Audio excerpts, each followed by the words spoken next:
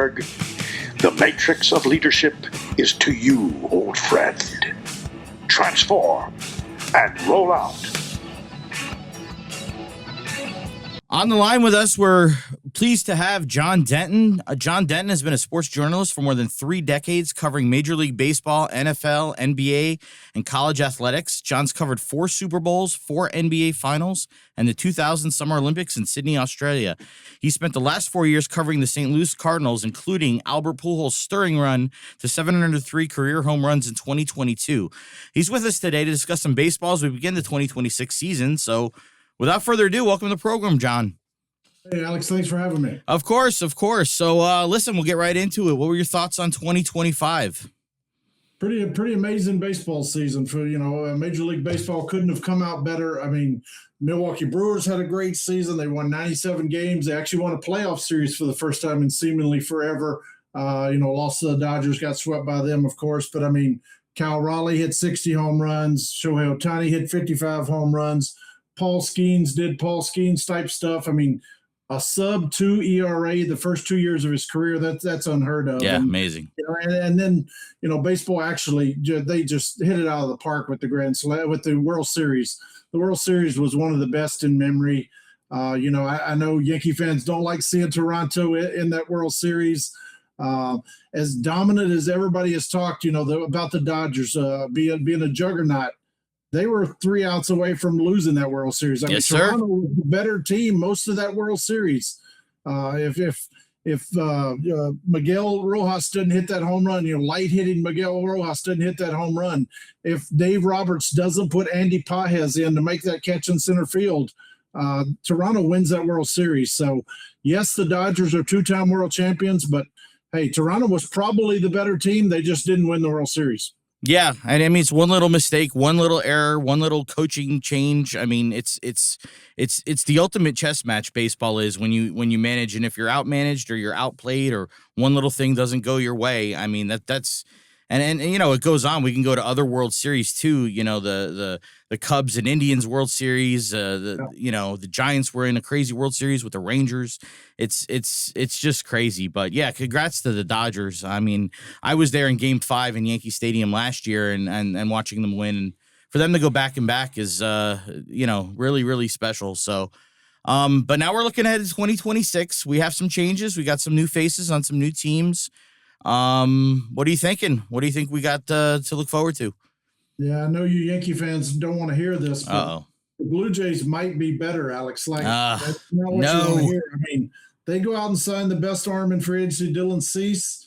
Kaz Okamoto was a good signing at third base. How about this? Cody Ponce. Here's a guy who flew under the radar last season in Korea. 17-1, 252 strikeouts and 180 innings. They added him. That's another good arm to throw with. Yasavich. I know they lost. They lost a pitcher, but I mean they could possibly be better. Bichette is now with the Yankees, with the Mets. I'm sorry, but the Blue Jays actually could be better, which has to be a scary thought for the Red Sox and the Yankees and the Rays and the National League East, the American League East. They could dominate that division. The Dodgers go out and give Kyle Tucker $240 million, $57 million a year. And he's coming off his worst season. Imagine if he had a great season last year. Right, I know. Alex Bregman missed half of last season. He gets $175 million. The Cubs finally spent some money. The Cubs are reliant on Justin Steele coming back. As much hype as there has been about Bregman, their hopes are all going to come down to pitching. Can Justin Steele bounce back and be the pitcher he was? The Yankees brought Bellinger back. They made some under the radar moves. The Mets are going to be better. They have to be better than the collapse that they had last year. Yeah. And Alex, this is something always under the radar. There is going to be a historic type rookie class coming out this year. When you're talking about Yasevich, J.J. Weatherholt in St. Louis, Connor Griffin in Pittsburgh has been unbelievable this spring so far. So that's a guy to watch. That rookie class is going to have an impact in 2026. Interesting. And, the Yankees also have Garrett Cole back coming off the Tommy John surgery. So, that should make a difference too. But that AL East is going to be loaded. You never want to count out the Rays. The Orioles made some moves too. The Red Sox could come on. That's going to be a tough division. I agree, but I don't know. I'm hoping it's almost a put up or shut up year for something's got to give with the Yankees too, with whether it's Boone, whether it's Cashman, something's going on. But you're talking about the free agent signing, so we're going to move into real interesting thing that we were talking about off air before was the possible salary cap looming in 2027. And that's going to shift anything. And I know you were making some not so good projections about 2027. So talk a little bit about that. Yeah, Alex, I had a Hall of Fame baseball player who told me, he said, I'll be shocked if we play a game in 2027. I know that's not what fans want to hear.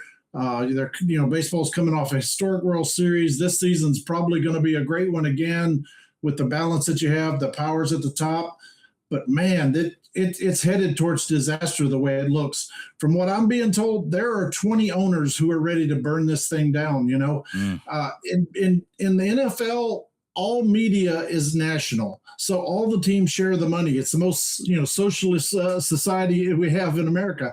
In baseball, 80% of the money is local. The Dodgers have a $400 million TV deal. The Pirates have a $30 million pay. The Cardinals just took a 25% haircut, and now they're taking another haircut on their local deal. The money is just not equal. And yes, I give the Dodgers credit. They're making a lot of money and they're spending a lot of money, but the other teams just don't have the same resources they do. And I mean, you have the Dodgers with a $470 million payroll. Meanwhile, the Marlins have a $60 million payroll. I think there needs to be a salary cap at the top, but there also needs to be a salary floor. They need to make the Marlins and the Rays and the Pirates spend money to come up to that level. And, there's going to be a lockout, and the Bryce Harpers are going to talk about how they'll never accept a cap. But if they would accept a floor, that would help a bit larger percentage of the Players Association than a cap would hurt. A floor would help these guys who are making the bare minimum. I mean, there's, 30% of the league that's probably making the bare minimum just trying to hang on. If they would add a floor, that would help more of the Players Association than a cap would ever hurt.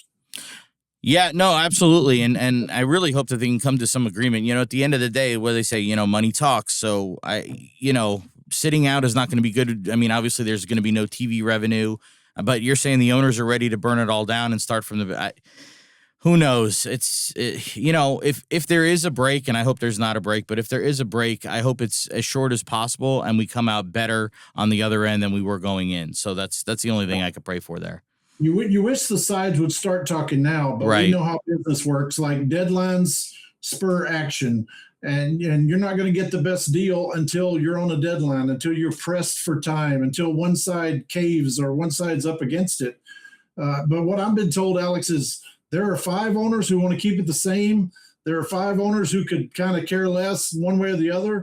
And there's about 20 of them who want to burn this thing down and start over. So it's headed for disaster, which is a shame because baseball is at an all-time high right now. Yeah, it is. It's really just an exciting product. Well, we'll see as it goes on. Obviously, on our next baseball episode, we'll revisit this and see where we're going there down the line.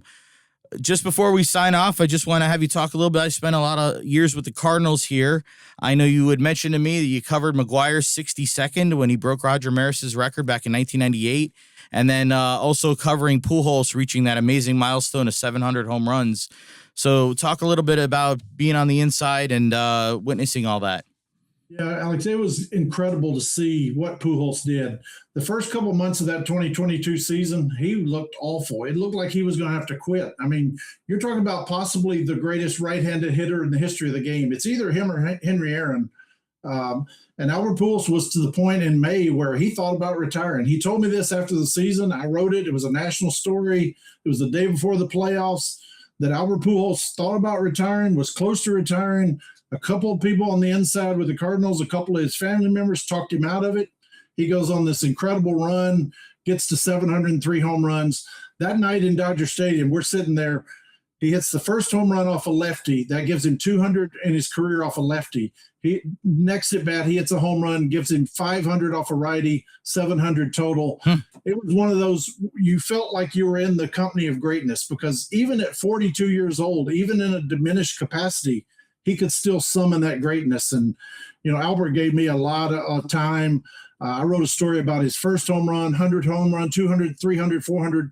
Before I could pull the video up, Alex, he was like low and away, 2-1. I was using Eduardo Perez's bat. I hit it to right field. He had this encyclopedia memory. He told me, he said, once I've seen a pitcher once, I have him in my head. That's a lot of the reason why they called him the machine. But you felt like you were in the presence of greatness with him. And, getting to watch him hit 699, 700, 701, 702, 703 was mind-blowing. It was pure greatness. Yeah, and it's forgotten about, too, because it's like, obviously when he played, he had an amazing career, and, anybody who follows baseball knows Albert Pujols, but, you don't really think about him in that such elite status. And, I mean, it hit 700 career home runs. I mean, it's amazing. Like, what do we have, 4 ever that did that? So, in the entire history of baseball. So, I mean, it's just really an amazing accomplishment. And, for you to interview him and be around that, I mean, that's really something special that you'll treasure for a long time for sure.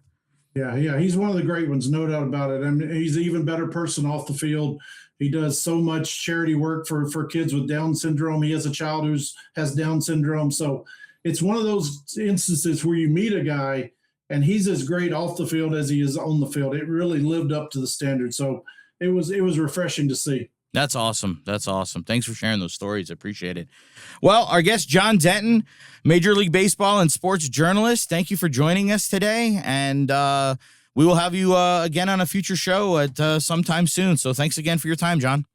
Sounds great. Thanks for having me. Take care. Okay. Bye-bye.